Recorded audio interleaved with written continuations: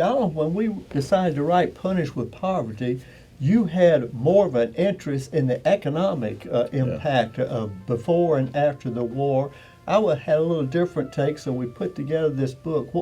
What about the economics of it? Well, I think a lot of people see the South as a poverty-ridden area, and we are today, but that's post-Appomattox poverty.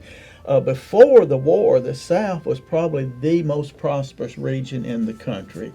It certainly provided 2/3, or even some say 3/4 of the revenue to the federal government because of our imports and exports, our commerce we had in the South.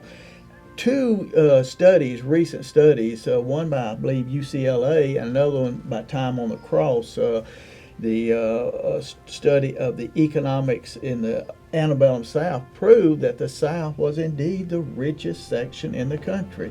And my question is, what happened to all that wealth? Where did it go? And why did Mississippi, for example, that probably had more millionaires per capita than any state in the Union at that time, today, Mississippi is the poorest state in the Union, and this goes for all the southern states. So that's why I want to look at that. How did Appomattox impact not only those people back then, but us today? Because that poverty is still with us in the South today. So is the South still per capita the poorest part of the United States? Absolutely. Well, when I wanted to look at this, I wanted to look at the fact that the big Yankee lie is that they fought the war in order to free the slaves. They wanted to destroy slavery.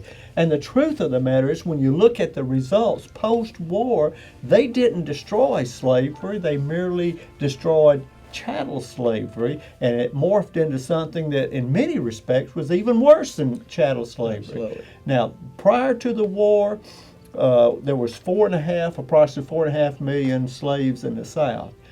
After the war, up until probably the 1950s, there was up to 8.5 million sharecroppers. Right. Now, sharecropping was not something that Southerners woke up one morning and said, "Boy, I think I'm going to go into sharecropping." It was a horrible system of tenant farming, and and that's what I wanted to show. And in here, this book, the cover of the book, these are two different families, one in Terry, Mississippi, and the other in North Carolina. There's 10 Southerners here. How many shoes we got in that There's picture? only one pair of shoes. Right. Now, this poverty that was caused by the war affected all Southerners, black and white. And I've noticed we've got a picture of a black family and a white family. Were just most of the sharecroppers black? No, which is another misconception of Yankee mythology.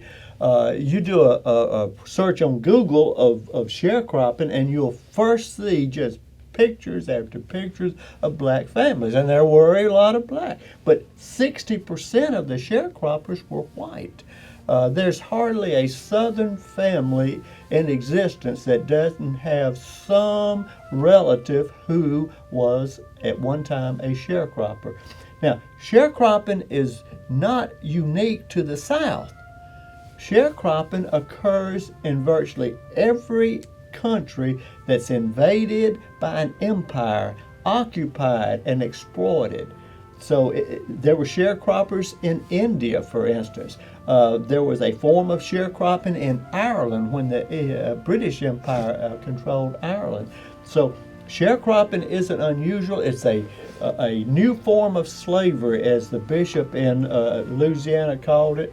Numerous political leaders, even FDR, Franklin Delano Roosevelt's administration, said sharecropping was horrible. It was a form of peonage, slavery in effect, and it impacted the health. In the South, there was a South-only disease caused by malnutrition. And that disease was called what? Pellagra. And do you realize that our family, when we were young, 1 or 2 years old, our great aunt was being treated for pellagra. So when we say the war to people who get their history out of Yankee written history books, the war is just history. But to a Southerner who knows the truth, it's not just history, it's family. And another thing we point out in the Punished for Poverty is the cultural difference that exists to this day.